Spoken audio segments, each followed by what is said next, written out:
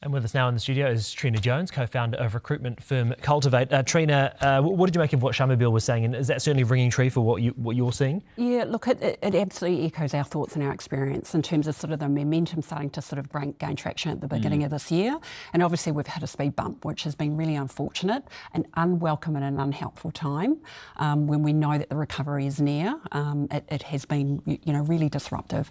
And although we saw it sort of impact the back end of the first quarter, we probably saw a bit more of the impact in April. But we're already seeing some good momentum sort of swinging back into life again as we sort of come into May, which is encouraging. How difficult is it for people who would have been literally waiting for job opportunities, right? And then thinking, right, I just need to ride this out, see what I can do, maybe go and move back in with the parents or whatever, and then you've got a setback like this. Yeah, look, it's difficult, right? Because we've seen record volumes in terms of applications. Candidates have been waiting for this moment where the market starts to shift and there's more opportunities available. And obviously we're seeing sort of our youth really adversely impacted in the results. And I think what we're also seeing is businesses sort of heading down the road of also transformational journeys where they're looking to automate a lot of what would otherwise be entry-level roles. So that has a direct impact to our young people. And also if you've got a talent-rich market, you've got employers who can look at people who are more experienced as opposed to people who are more in the potential bucket. And you're talking about that transformation period. You've probably got employers that are thinking, you know what, if things are going to be tired, let's actually change the way we do things to take advantage, and then you're cutting out those jobs again, potentially. Yeah, look, absolutely. And I think, they want to modernise and advance their business. They want to be much more productive. But at the same time, that has an impact and a flow-on effect. There will be those investment hires that will come back on deck again. But when businesses have the opportunity to look at those who are experienced and can bring and ramp up really quickly, of course they're going to look at who's the best person for the role that can add value really quickly in a market that's been quite subdued. So the competition is still really rife at the moment and businesses are really cautious, but at the same time we're seeing some good hiring activity happening. And what we will see is contracting often leads the charge, because when businesses are cautious they will look at contracting as opposed to sort of your permanent hiring. What are the industries that are hiring? Where are we seeing actually a bit of growth? Yeah, look, I think you see that across sort of the services industry, and obviously we're seeing industries sort of come back online again as well. I guess when we look at financial services, that's certainly been a big market that we've seen sort of ramp up and into gear again, clearly not as necessarily impacted by the fuel crisis.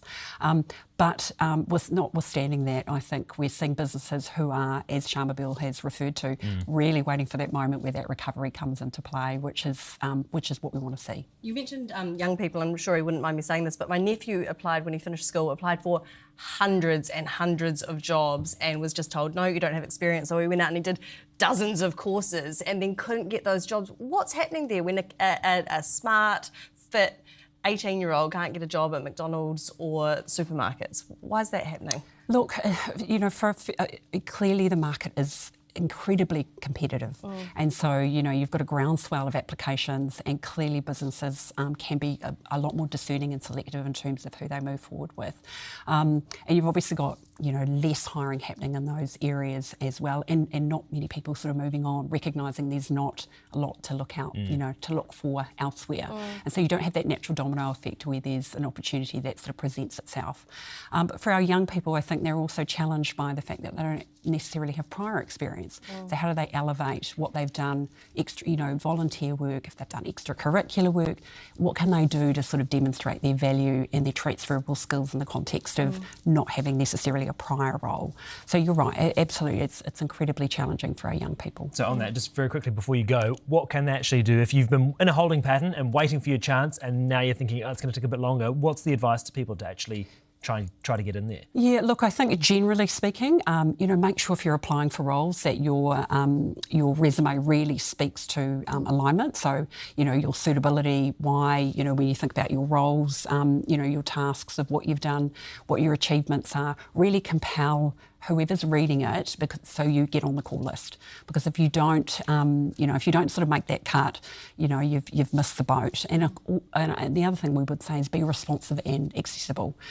If it's a fierce market, and you don't answer your phone, you could miss the boat there. So you've got to be accessible. The only other thing, last thing I would say is AI is a wonderful tool, and we're seeing plenty of usage, perhaps in some respects too much.